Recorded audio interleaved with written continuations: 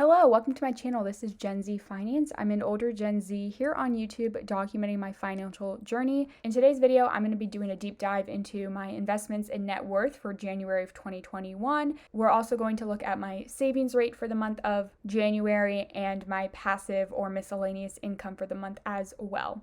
So there's a lot that we're going to cover and we're going to jump right into it. I did go ahead and introduce a lot of the spreadsheets that I have made for myself in my last video, which was my investment deep dive and update for Q4 of 2020. If you haven't already, I recommend you check that video out as well if you want some more information on some of these spreadsheets. But we're going to go ahead and jump to this net worth monthly changes spreadsheet and start updating some numbers.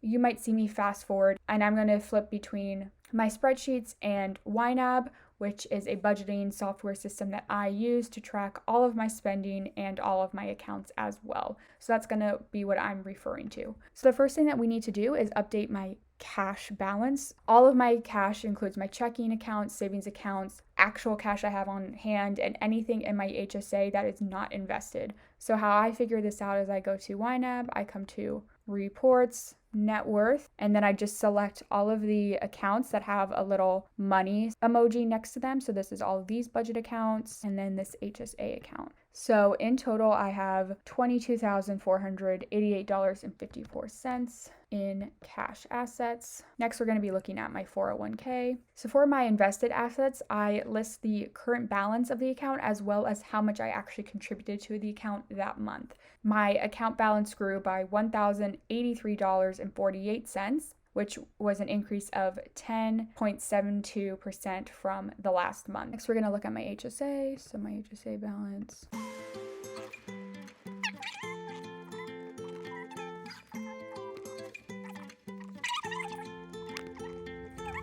Okay, now that I have gone ahead and updated my balances for my brokerage account as well, you can see that the total assets have calculated based on the balances on all of my individual accounts. So in total, I have $47,375.61 in assets, and this month I invested $3,028.38. That means from last month my investments grew by $4,500, which represents a 10.5% increase. Now we're going to look at my liabilities. I no longer have a balance on my student loan, so that is at zero, but I do carry a balance on my credit cards. Even though I pay off my statement balance in full every month on my credit cards, I do still carry a balance over month to month. And again, I don't pay any interest on it, and I don't consider this true debt, but it is something that I owe, and eventually it will need to be subtracted from what I have in my checking account. So I do like to track what my credit card balances are. Again, I go to YNAB, and for January, the balance on those credit cards is $378.21. So this total liabilities section and this total asset section feeds in over here to my net worth. So you can see that my net worth for January of 2021 is $46,997.40. And this represents a $4,126.35 increase from the end of December 2020 to the end of January. This column shows the cumulative change since the first time I began tracking my net worth, which was in February of 2019. Since then, my net worth has grown by $75,000, which represents a 266% increase. These numbers are then fed over to this sheet, and this just has a bunch of charts that allow me to look at my numbers in a different light. So I'm going to come up here to this month and select January of 2021. This will populate all of the account balances and so my assets by account. So you can see that my cash now represents 47.5% of my entire assets. And while this is still a very large amount of my assets, it is definitely shrinking, and my invested assets, which is all of the assets on the left-hand side, continue to increase.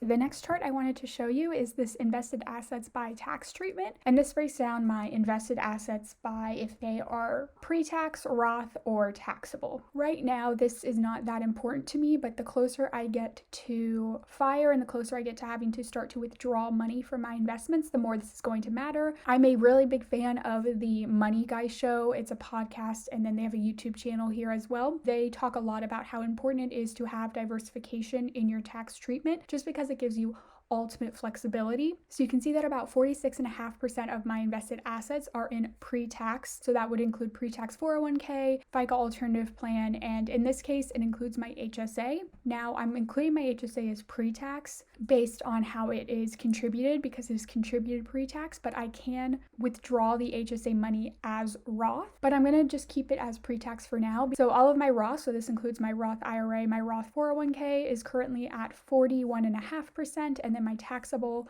makes up about 12% of my invested assets. My portfolio can be broken down into 7 main categories. I have just a handful of individual stocks, which make up only about 2.5% of my total portfolio. Then I have a mid-cap index fund, a small cap index fund, a bonds index fund, and then a total international section, which all of that is invested in the VXUS ETF. Then about 38% of my portfolio is in S&P 500 either index funds or ETFs, and this just depends on which account these funds are held in, whether it's an index fund or an ETF. And then finally, 44% of my portfolio is in the total stock market. So obviously there is a lot of overlap here. If I'm invested in the total stock market, that means I am by default also invested in S&P 500 companies and mid-cap companies and small-cap companies. But this is really where my portfolio is. It is very heavily in US stocks, which I'm working towards getting a little bit more diversification with bonds and international stocks. And then more specifically, it is very heavy on S&P 500 and then the total stock market, which I'm actually perfectly fine with. Next, we're going to look at my passive income tracker for January. So I'm going to go ahead and zoom in. January was a hard month for the passive and then just miscellaneous income. You can see in my investments, I lost $194.34. And this is mostly due to that market kind of stumble towards the end of January. It was like the last couple of days, and the GME and meme stock stuff just caused the entire kind of market to stumble just a little bit. Next, we're going to look at my savings interest. So I had 3 different accounts give me interest this month on my savings. 74 cents was from my credit union checking and savings account. I got 59 cents from M1 Finance's checking account, which they call M1 Spend, and that was an account I opened. I think I opened that about the 2nd or 3rd week of January, and I only have about $2,000 in there, but it did give me almost 60 cents, and that's because it has a 1% interest yield on it, so it's actually a pretty good deal. And then from Chase, I got 14 cents. In total, I got $1.47 in interest in January. No money in any side hustles because YouTube is still not monetized. As of recording of this video, I need 32 more subscribers to reach monetization. It should happen some point, hopefully in Q1 of 2021. For cashback apps and referral links, for M1 Finance, I did actually get $70 in referral bonuses. So this was for 3 referrals, and 2 of those referrals I actually got $30 for because M1 started a promotion where if you use the referral link that's down in my description box, both you and I will get $30 once you invest your first $100 with them. So in total, I brought in $70 in cashback apps or referral links. And then finally, in credit card rewards, I did not use my Discover card at all this month. And then for my Chase Unlimited, I used it very minimally, so I only brought in $4.27 in credit card rewards.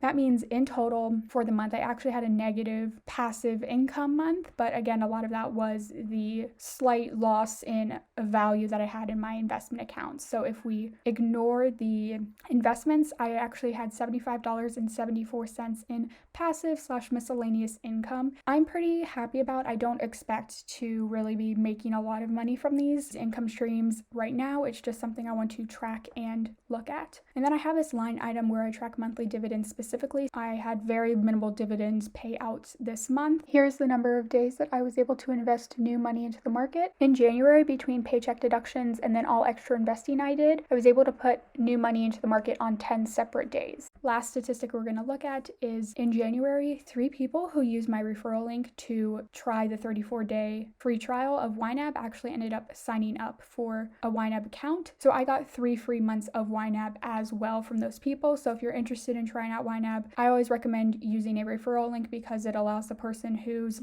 link you use to get a free month, and then you get an extra free month as well on top of your free trial period. So that is the breakdown of all my little miscellaneous or passive income. Next, we're going to look at my savings and tracking rates. I track 4 different types of savings rates, and this is just because I'm not sure exactly which savings rate I want to look at and use. Again, I went more in detail on all of these savings rates in the Q4 wrap up. So I'm going to kind of speed through this. So in January, I invested 56% of my gross income. So between the investing that happens automatically from my paycheck through deductions and then the investing that I do after I get my net income, in total I invested $3,028.38, and this does include the $70 that M1 Finance gave me for the referral bonuses. My total gross income for the month was $5,386.87. If you take the $3,000 divided by the $5,300, that gives you my savings rate of 56%. My goal with this is to always invest at least 50% of my gross income,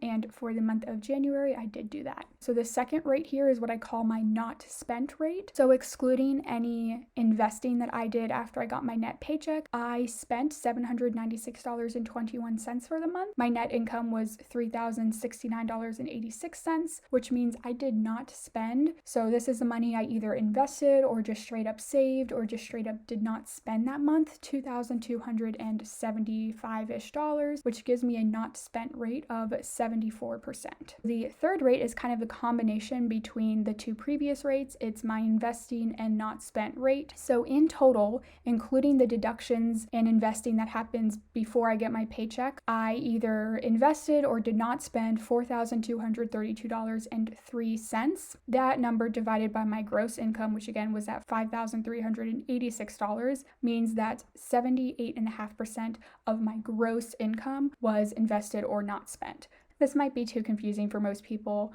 but I just find it interesting to see all of these numbers. And then finally, the last 2 rates that I track are down here. I like to track my giving rate, and I have this broken down to giving that is specifically to charities, and then giving that includes my charity giving plus any giving to family members or gifts or random acts of kindness. So in January, I did not give any money specifically to a charity. I'm just rolling over that $50 into February so that I can do a little bit bigger of a giving month in February, but I did give $36 between gifts and random acts of kindness. So that means that my charity giving was 0% because again, I didn't set any money aside specifically to a charity. But if I look at my entire giving category, I did give about 1.17%. So those are all my percentages for my savings and giving. Also, really quickly, here is a breakdown of my credit score by month. I get my credit scores from 2 places. I have access to my FICO score through my Discover It credit card, and then I have access to my TransUnion score through Chase. So I track both of them. By the end of January, my FICO score was showing 750 and my TransUnion score was showing 752. You can see that there has been some variation since January of 2020, but for the most part, it has remained pretty steady. In the past 12 months, cumulatively, my credit score actually decreased by 1 whole point looking at my FICO score. So in January of 2020, it was 751, and in 2021, it was 750. I've only had credit for about 3.5 years right now, so that is the biggest drag on my credit score, is just the length of credit, and the history of credit is not very long. And there's really nothing you can do to increase that besides just wait. All right, that's going to be it for this video. I know we covered a lot, but honestly, I just track a lot of probably useless statistics and numbers, but I find them interesting. At the end of every month, I do review all of this, so I figured I would just go ahead and review some of this for y'all on camera. I tried to keep it as concise as possible, so if a couple of sections sound choppy, that was just me trying to cut out all the unnecessary stuff. Thank you all so much for watching. Leave me a comment down below what your favorite statistic to track every single month is for yourself and your finances. Please make sure you like this video and subscribe to my channel for more. As always, I hope y'all are staying safe and healthy and that you have a good day.